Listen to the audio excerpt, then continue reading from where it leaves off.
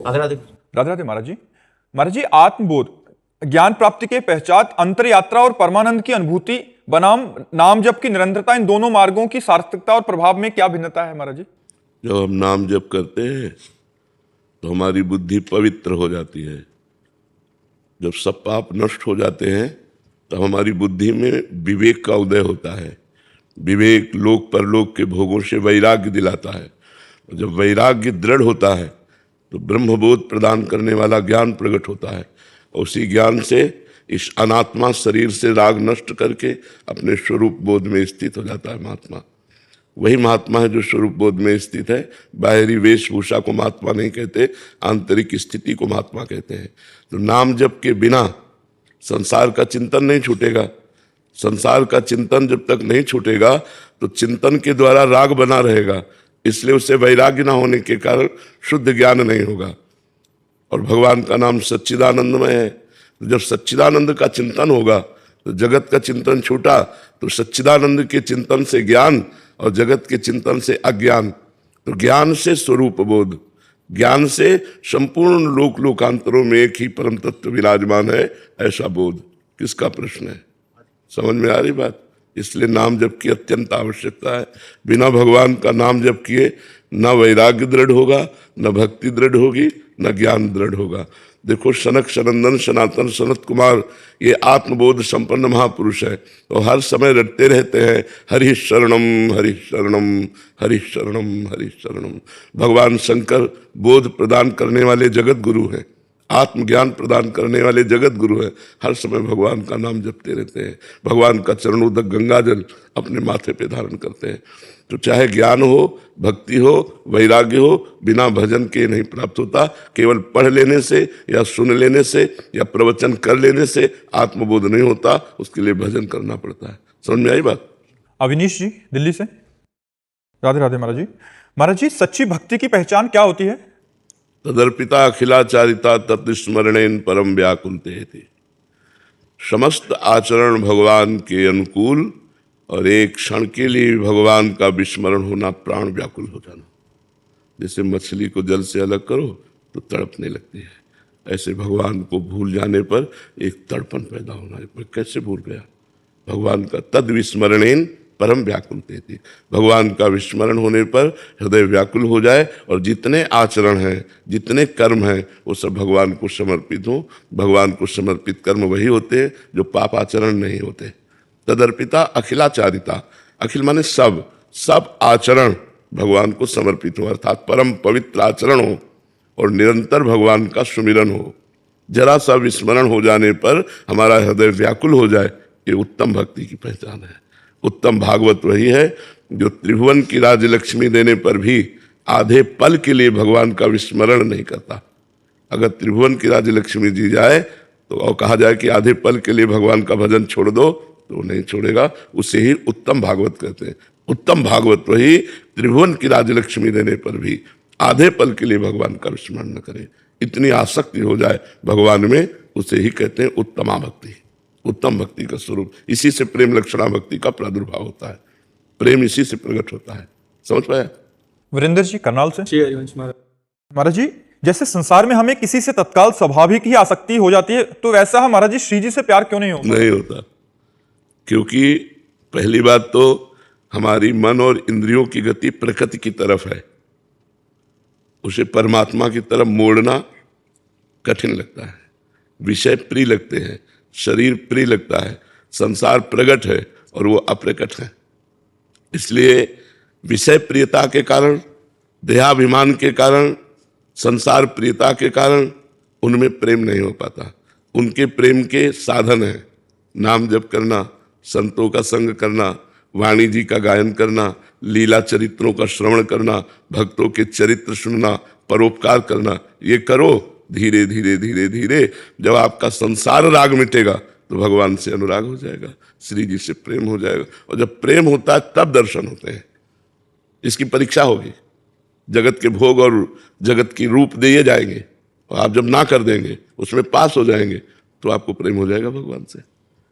कोई खेल तमाशा है? भगवान है, अखिल लोकों के स्वामी हैं, उनसे प्यार करने के लिए हम उनके आशिक हैं। तो उसके लिए फिर तैयारी करनी होती है। तैयारी संत जन कराते हैं। नाम जप करो, गंदे आचरण छोड़ो, शास्त्रों का स्वाध्याय करो, हर समय पवित्र विचार वाले, पवित्र भोजन वाले, पवित्र आचरण वाले, तब परम पवित्र भगवान की तरफ हम चलते हैं। तो चलते रहो, नाम जप करते रहो, चलते रहो। धीरे धीरे जब हृदय पवित्र होगा तब श्री जी से प्रेम हो जाएगा। ऐसे थोड़ी श्री जी कोई संसारिक व्यक्ति थोड़ी है, लालजू की प्राण है। लाल बिहारी को प्राण जीवन धन, वार पियत नित पानी, मेरी महारानी श्री राधा रानी। तो इसलिए बहुत धैर्य पूर्वक चलना होता है, लंबे समय तक कष्ट सहकर चलना होता है, काम क्रोध आदि विकारों से बचना होता है, तब जाके कहीं श्री जी से अनुराग होता है। सत्यम जी। राधे राधे महाराज जी। महाराज श्री, आपने एक बार सत्संग में बताया था कि कोई व्यक्ति ये 10 नामापराध करता है तो उसको नाम जप का फल नहीं मिलेगा, किंतु महाराज जी उस व्यक्ति ने वो नामापराध नाम जप शुरू करने से पहले करे हो तो महाराज जी अगर बीच में भी करे हो, मान लो पहले की बात का, बीच में भी करे हो और उसको पश्चाताप हो रहा है कि मेरे से गलती हो गई, तो नाम कीर्तन कर रहा है, नाम जप कर रहा है, तो सब बराबर हो जाएगा, ठीक हो जाएगा, चल देगा। पहले की तो बात जाने दो, वर्तमान में भी हो जाए, मनुष्य है हम, हमसे गलती हो सकती है, तो उसका प्रायश्चित भी है। नाम कीर्तन आधा घंटा किया और अंदर से दाह पैदा हुआ, अंदर जो जलन होती है उससे अपराध मोचन हो जाता है। नाम कीर्तन सर्व पाप नाश करने की सामर्थ्य रखता है। नाम जप चल रहा है तो नाम जप और नाम कीर्तन से नाम अपराध नष्ट हो जाते हैं। लेकिन जानबूझकर नाम अपराध ना करे। स्वयं अगर कोई ऐसी कुसंगवशात चेष्टा बन जाए तो हमको नाम जप नाम कीर्तन से उसे नष्ट कर देनी चाहिए, चिंता नहीं करनी। अनीता जी, गुजरात। श्री हरिवंश महाराज जी। महाराज जी, गजेंद्र मोक्ष स्त्रोत के परिचय में लिखा है कि जो मनुष्य रात्रि के शेष अथवा ब्रह्म मुहूर्त के प्रारंभ में जगकर इस स्त्रोत का पाठ करता है तो उसे मृत्यु के समय निर्मल मति अपनी स्मृति प्रदान करता है और वो मनुष्य भगवान को प्राप्त करता है। महाराज जी, मेरा निवेदन है कि आप इस मुहूर्त के समय अर्थात कितने बजे से कब तक ये समय रहता है ब्रह्म मुहूर्त? ब्रह्म मुहूर्त तो 4 बजे से माना जाता है। प्रातःकालीन ब्रह्म मुहूर्त 4 बजे से माना जाता है। जो 4 बजे है जब प्रातःकालीन, तब माना जाता है। देखो, हर स्तोत्र का एक फल है।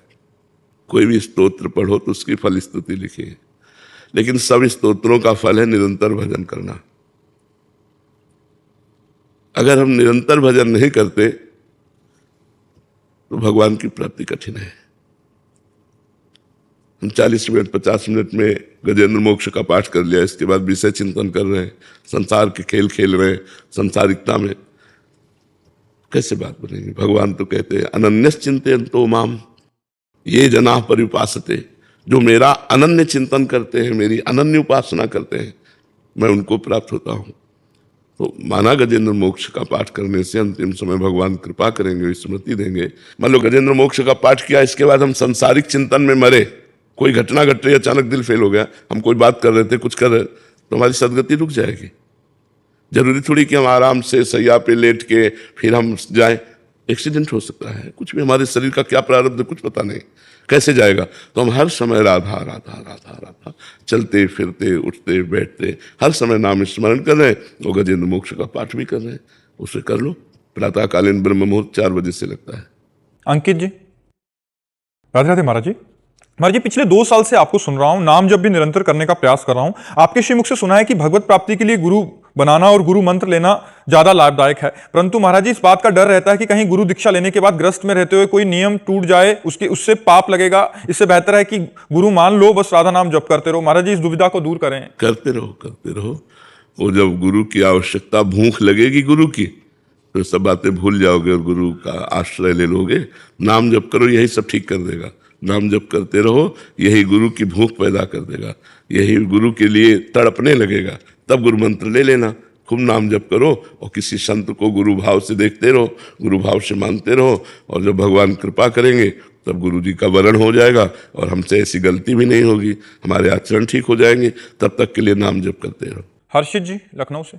राधे राधे महाराज जी। राधे राधे महाराज जी। महाराज जी, मैं एक बैंक में कर्मचारी हूं और समय निकालकर श्री जी का नाम और उनका स्मरण करने का, कर्मयोगी बनने का प्रयास कर रहा हूं। महाराज जी, मेरा सवाल यह है कि क्या कर्मयोग और भक्ति योग से ही भगवत प्राप्ति हो जाएगी कि सांख्य योग के मार्ग को पहले अपनाना होगा? एक ही मार्ग को ग्रहण करना होता है, चाहे कर्मयोग, चाहे भक्ति योग, चाहे सांख्य योग।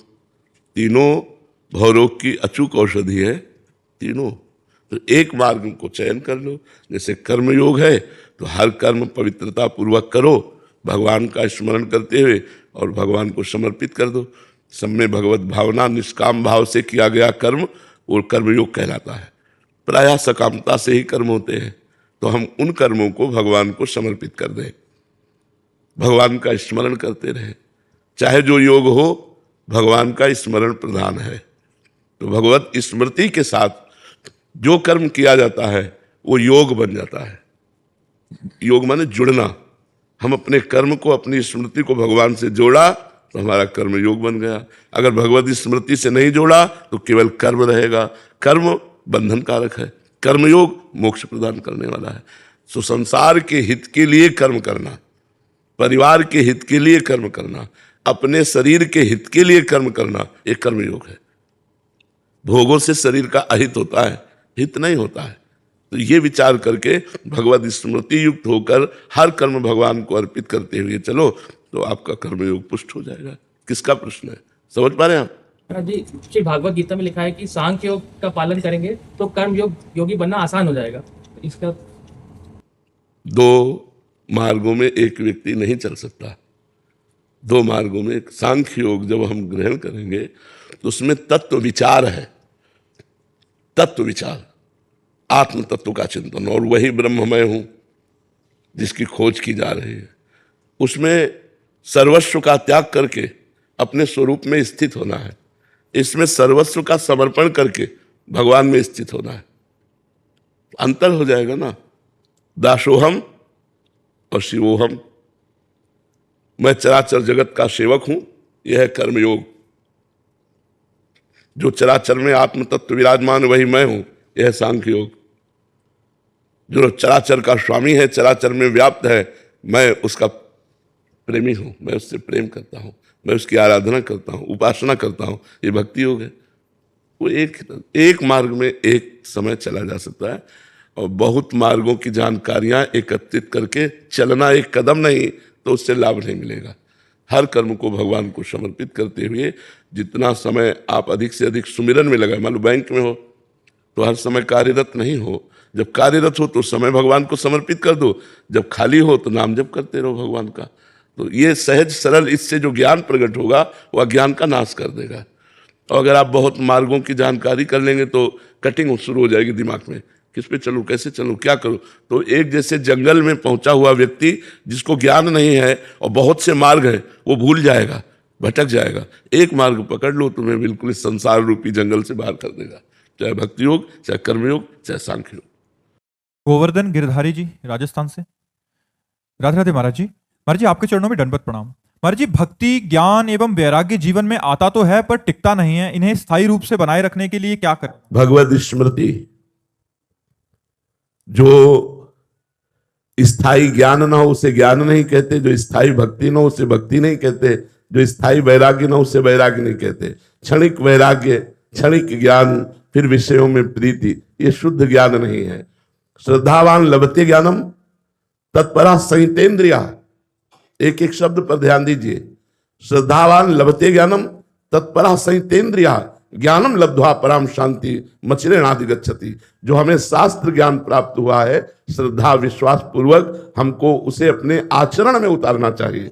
जितेंद्रिय, मनोनिग्रही होना चाहिए। संहितेन्द्रिया, अपनी इंद्रियों का संयमन करना चाहिए। बहिर्मुख इंद्रियों को अंतर्मुख करके परमात्म चिंतन में तन्मय होना चाहिए। तब जो शुद्ध ज्ञान प्रकट होगा उसके द्वारा मायामल का नाश हो जाएगा। श्रद्धावान लभते ज्ञानम तत्परा संहितेन्द्रिया, जो ज्ञान हमें प्राप्त हुआ उसके परायण हो और अपनी इंद्रियों को विषयों से हटाकर परमात्मा में लगाएं तो शुद्ध ज्ञान प्रकट होगा, परम शांति की प्राप्ति हो जाएगी। जी। मोहित अग्रवाल जी, महाराज जी क्या हर व्यक्ति का एक निश्चित उद्देश्य लेकर जन्म होता है? उद्देश्य यहां बनाया जाता है, संग से उद्देश्य की पूर्ति होती है। हम जैसे माहौल में होते हैं वैसा हमारा उद्देश्य बन जाता है। माता पिता, पड़ोस, मित्र, ये हमारे उद्देश्य के जनक होते हैं। यदि हमें सात्विक वातावरण मिला तो भागवतिक उद्देश्य बन जाएगा। यदि हमें रजोगुणी तमोगुणी संग मिला तो जागतिक उद्देश्य बन जाएगा। उद्देश्य लेकर जन्म नहीं होता, प्रारब्ध लेकर जन्म होता है। प्रारब्ध में दो कर्म होते हैं, एक शुभ और एक अशुभ, उनके दो परिणाम होते हैं, एक सुख और एक दुख। लेकिन उद्देश्य संग से बनता है। जैसे साधु संग मिल गया तो भगवत प्राप्ति का उद्देश्य बन गया, कुसंग मिल गया तो भोगों का उद्देश्य बन गया। उद्देश्य संग से प्रकट होता है, इसलिए भगवान कृपा करें और हमें उत्तम संग की प्राप्ति हो, जिससे हमारा उद्देश्य उत्तम बन जाए, भगवत प्राप्ति का बन जाए। उद्देश्य लेके जन्म नहीं होता, उद्देश्य जन्म के बाद होता है। जहां हमें जैसा वातावरण मिलता है हमारा वैसा उद्देश्य बन जाता है जी।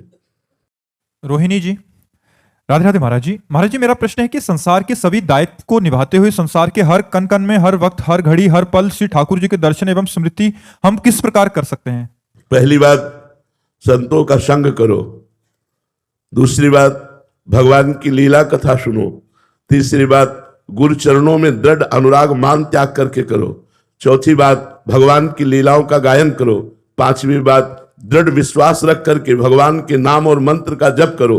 छठवीं बात, बहुत सहनशील गंभीर भाव से रहना चाहिए, हमारे आंतरिक भावों को कोई जान न पावे। सातवीं बात, सब में भगवान को देखने का अभ्यास करना चाहिए। आठवीं बात, जैसे भगवान रखें उसी में संतुष्ट रहना चाहिए, हमारा व्यवहार सरल क्षणहीन और भगवान में दृढ़ विश्वास हो। ये 9 बातें हो तो हमारे को भगवत दर्शन की सामर्थ्य प्राप्त हो जाएगी।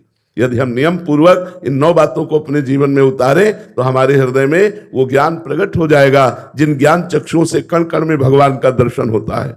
और अपने दायित्वों का पालन करे धर्म पूर्वक पालन करके उसे कृष्णार्पणम मस्तु कर दे, उन कर्मों को भगवान को समर्पित कर दे। तो समर्पण से और इस 9 प्रकार की भावना से हमारे हृदय में दिव्य ज्ञान, दिव्य भक्ति का उदय होता है, जिससे भगवत साक्षात्कार की योग्यता आती है कि कण कण में हम भगवान को देख सकें।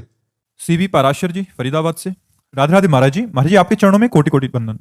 गुरु जी, जैसे कि हमने श्री गीता जी में पढ़ा है कि कर्मों का फल तो अवश्य भोगना ही पड़ता है, तो महाराज जी, क्या शरणागति उपरांत कर्म बंधनों से बचा जा सकता है? कर्म बंधन कट जाते हैं, लेकिन प्रारब्ध भोग भोगना पड़ता है। जिससे शरीर की रचना हुई है, शरणागति तो आज हुए हैं, शरीर की रचना तो पहले हो चुकी है ना। तो जो रचना हो चुकी है उसमें निश्चित हो चुका है कि 20 वर्ष में आपकी टांग टूटेगी, अमुक वर्ष में आपका ये होगा वो होगा। तो आप भक्ति करें चाहे जितनी करें, लेकिन वो होगा, क्योंकि वो प्रारब्ध है। जो हमारे संचित कर्म है वो भस्म हो जाएंगे, जो क्रियमाण है वो मंगलमय हो जाएंगे, लेकिन जो प्रारब्ध है वो अवश्य में भोक्तव्यम कृतम कर्म शुभाशुभम, वो भोगना पड़ेगा। ये तैयारी रखनी चाहिए उपासक को। ये न सोचे कि भजन करके हम जड़ से इन प्रारब्ध को मिटा देंगे, नहीं, प्रारब्ध भोगना पड़ा है बड़े बड़े महर्षियों को, ब्रह्म ऋषियों को, महात्माओं को। इसलिए हम लोग तो जन साधारण लोग हैं, प्रारब्ध भोगना ही पड़ेगा, इसे भोग के ही काटा जाता है। हाँ, 2 प्रकार के कर्मों का नाश हो जाएगा, एक तो संचित कर्म और दूसरे क्रियमाण। क्रियमाण भगवद अर्पित है, इसलिए निष्प्रभावित हो गए, और संचित कर्म भगवान की शरणागति से भस्म हो जाते हैं, और प्रारब्ध को भगवान की स्मृति में डूबकर हम भोग लेते हैं और हम भगवत प्राप्त हो जाते हैं। समझ में आई बात?